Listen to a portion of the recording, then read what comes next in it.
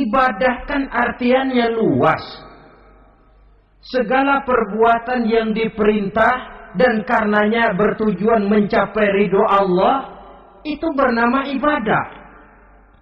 Kalian remaja berangkat menuntut ilmu, pergi pagi pulang siang, membekali diri menuntut ilmu, itu ibadah.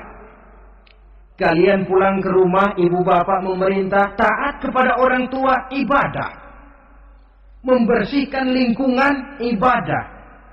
Bahkan jaga di waktu malam pun, kalau untuk dengan niat bismillah, saya jaga malam ini untuk ketenangan rakyat supaya mereka tekun dan tenang melaksanakan ibadah, itu tercatat sebagai amal soleh yang bernilai ibadah.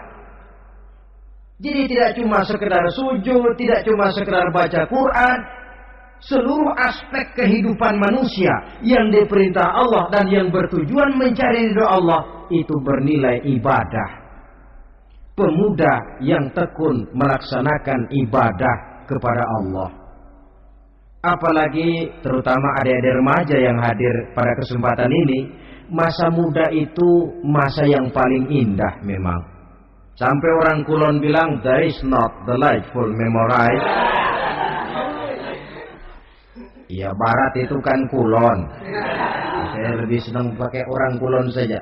There is not delightful memorize and in the youth moment. Bahwa tidak ada masa yang lebih indah selain masa muda. Tapi masa muda yang katanya indah itu sebentar. Sebentar sekali. Kalau kita tidak pandai memanfaatkannya dengan sebaik-baiknya, boleh jadi dia akan hilang tanpa sesuatu yang ada artinya buat hari depan. Dan hari depan itu sebagian besar ditentukan oleh masa muda sekarang ini. Karena itu kepada yang muda saya berpesan, pergunakanlah masa muda itu dalam ketekunan beribadah kepada Allah. Ibadah dalam artian yang seluas-luasnya. Jangan seperti pepatah orang itu. Kelapa muda katanya kupas-kupasin, kelapa tua tinggal batoknya. Selagi muda puas-puasin, udah tua tinggal bongkoknya. Iyalah, kalau dipuas-puasin dalam arti yang positif, boleh. Mumpung masih muda, puas-puasin nuntut ilmu. Mumpung masih muda, puas-puasin ibadah. Mumpung masih muda, puas-puasin berbakti kepada kedua orang tua. Puas-puasin dalam artian yang positif, tentu saja bagus. Tapi kalau puas-puasin dalam arti menghambur umur untuk sesuatu yang mubazir, bergadang di pinggir-pinggir jalan, lalu mulai berkenalan dengan morfin, narkotik, ganja, terperangkap oleh budaya-budaya modern yang menyesatkan, terpancing oleh model-model baru yang kelihatannya menarik tapi sebenarnya tidak bermanfaat, entoh pada akhirnya akan mendatangkan penyesalan kepada kita saja. Coba, belakangan ini saya dengar di Jakarta akan ada satu festival yang disebut Festival Ngeceng.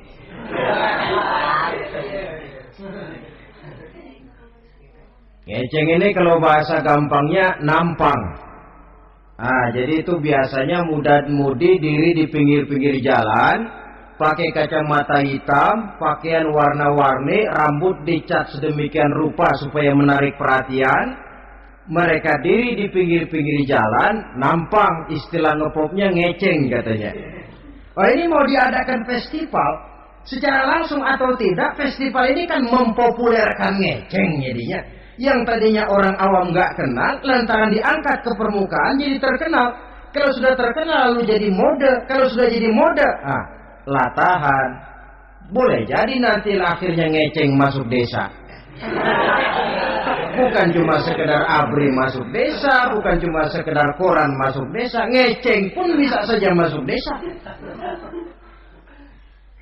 Banyak saluran-saluran positif yang sesuai dengan kreativitas jiwa remaja, ketimbang mengadakan sesuatu yang tidak ada manfaatnya, ketimbang menghabiskan umur untuk sesuatu urusan yang mubazir. Sedangkan umur bukan jatah gratis tanpa batas waktu, ada pertanggungan jawab. Umurmu kau habiskan di mana? Masa mudamu kau selesaikan di mana? Itu akan dimintakan pertanggungan jawab. Nah, pemuda yang tekun ibadah kepada Allah, dampak positifnya apa? Dia punya sandaran vertikal kepada Allah. Jiwanya besar, jiwanya mandiri. Dan ini yang kita perlukan. Pemuda yang siap jadi pelopor, bukan pengekor. Pemuda yang sanggup mandiri dan bukan membanggakan keturunan leluhurnya. Kata pepatah, wa khairun nasi dzu syarafin qadimin aqama li nafsihi syarafan jadida wa syarrun nasi dzu khumulin idza fakhartahum dzakarul jaduda. Generasi yang baik adalah generasi yang punya kejayaan masa lalu, dan buat mereka sendiri mereka mampu mendirikan kejayaan yang baru. Artinya nenek moyangnya memang orang-orang terhormat, tapi dia mampu mandiri mendirikan kehormatan itu bagi pribadinya. Sebaliknya, generasi yang paling jelek adalah generasi pemalas, yang kalau orang lain kelihatan lebih hebat, dia sebut-sebut nenek moyangnya. Lu sih belum apa-apa, bapak gua dong, bapak gua katanya. Lu sih belum apa-apa, om saya dong, tante saya dong. Kerjanya cuma membangga-banggakan leluhur, dia sendiri tidak ada apa-apanya. Ini generasi yang paling jelek. Kalau orang kelihatan lebih hebat, dia sebut leluhurnya. Sementara dia sendiri nol nilainya, tanpa ditunjang oleh fasilitas leluhurnya. Pasukan pemuda mandiri macam ini yang kita perlu. Bukan sekedar pasukan pemuda oke bos, kulunuwun, yes sir, yes man, kumaha juragan wae.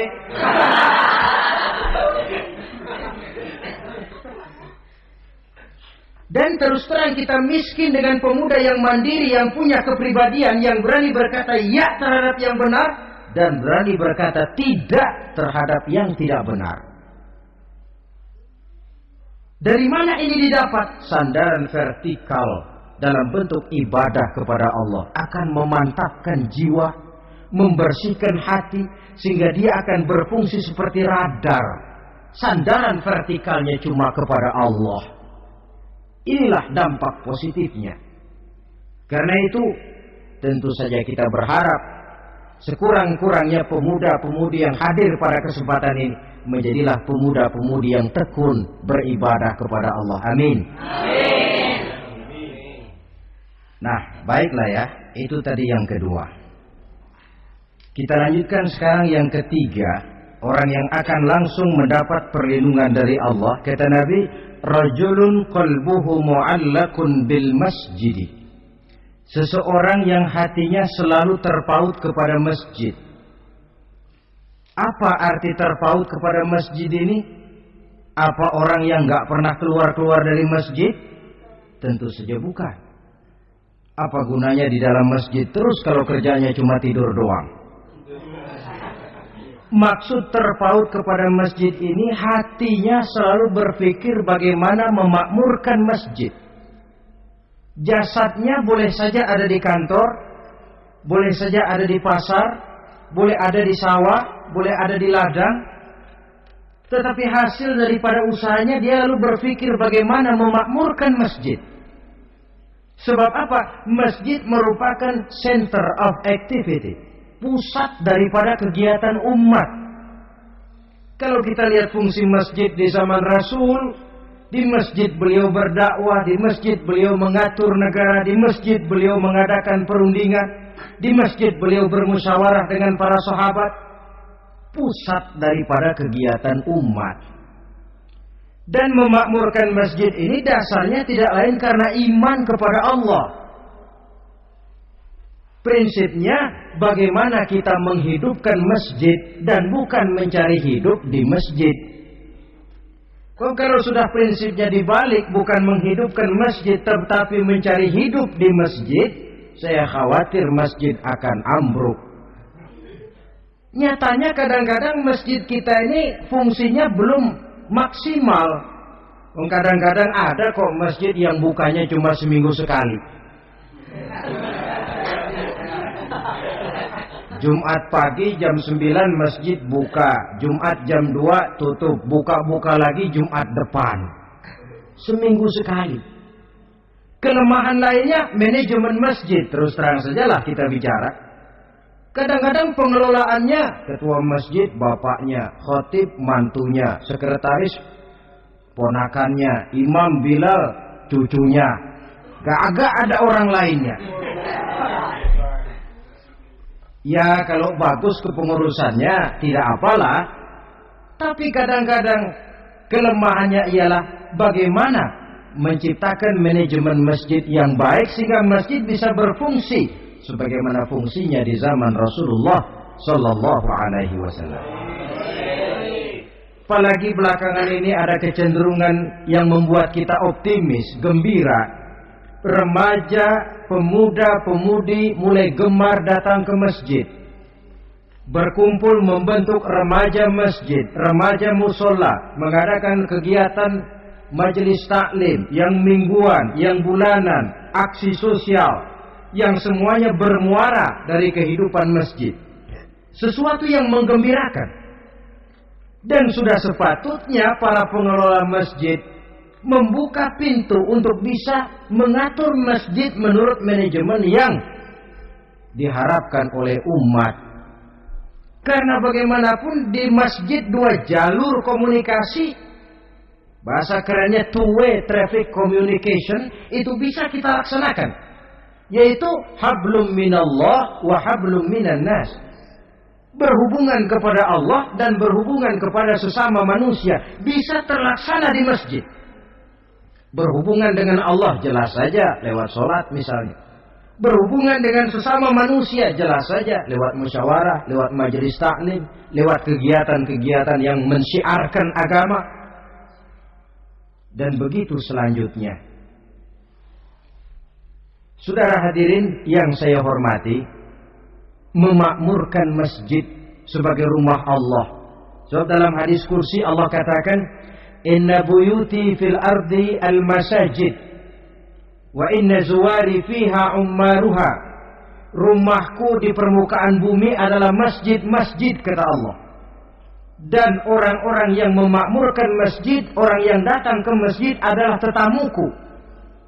Kalau Allah memerintahkan kita menghormati tamu, tentu Allah lebih tahu bagaimana menghormati tamunya sendiri.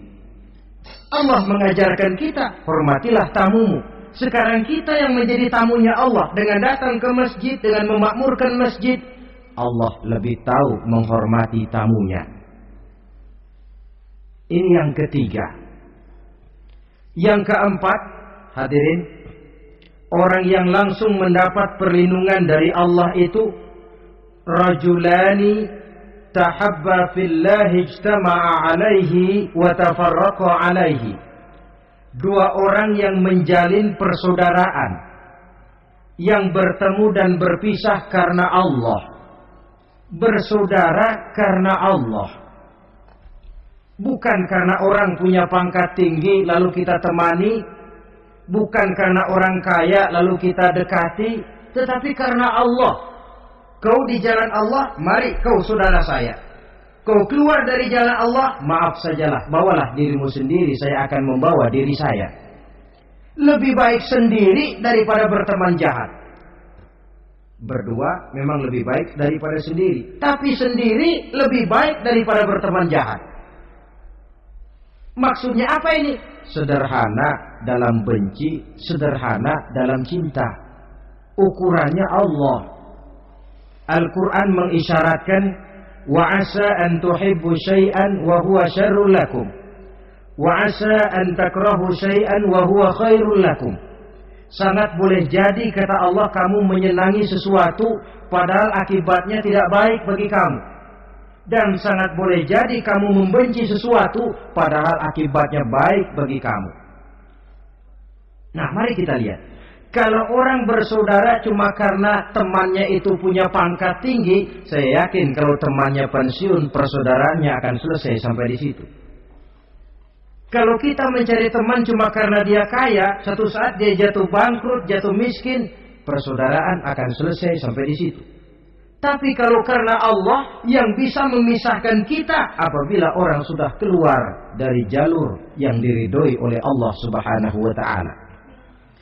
Oleh karena itu kepada semua hadirin, mari menjalin persaudaraan dalam bentuk ideal yang diajarkan oleh Islam, nilai persaudaraan yang diikat oleh akidah.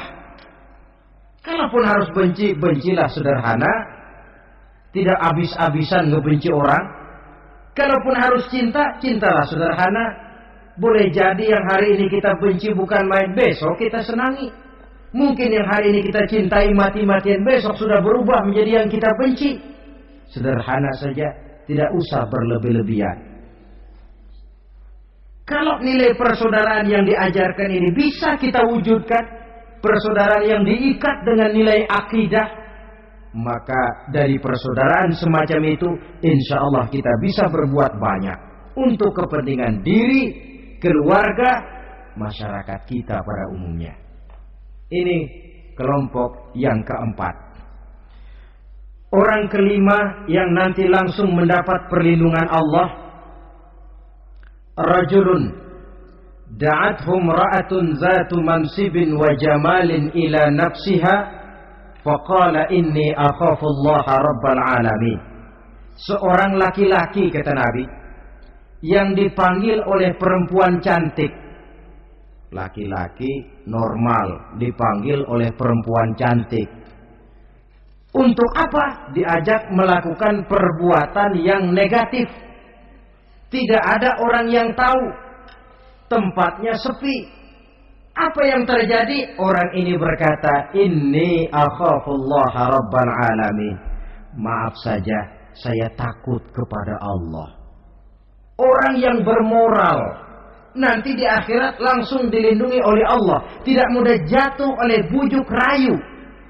Tidak mudah terpesona oleh wajah-wajah yang menggiurkan. Seperti dalam sejarah yang terkenal itu Nabi Yusuf alaihi salam. Kenal kan Nabi Yusuf? Nabi Yusuf itu bekerja di istana Kitfir. Kitfir ini punya istri namanya Zulaikha. Orangnya cantik. Diam-diam Zulaikha ini rupanya naksir sama Yusuf. Satu hari suaminya tidak ada di rumah, pintu dikunci-kunciin. Setelah pintu semua terkunci, dia panggil Nabi Yusuf, "Hai Talat, Yusuf, sini." Kata Yusuf, "Mau ngapain?" "Pokoknya sini." "Iya, mau ngapain?" "Iya, kayak orang-orang, ngapain sih?"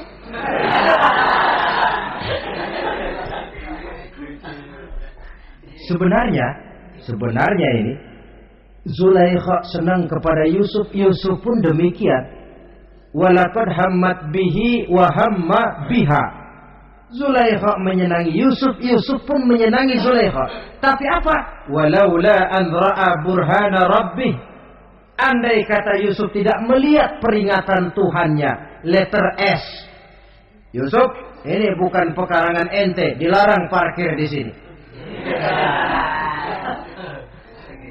Sehingga walaupun tidak ada yang tahu, tidak ada yang melihat, Nabi Yusuf selamat dari bujuk rayu Zulaikha. Mempertahankan nilai-nilai moral di tengah kemajuan zaman memang merupakan pekerjaan yang tidak ringan. Merupakan pekerjaan yang sangat berat. Akan ada saja cobaan, akan ada saja gangguan yang kita temui di sepanjang perjalanan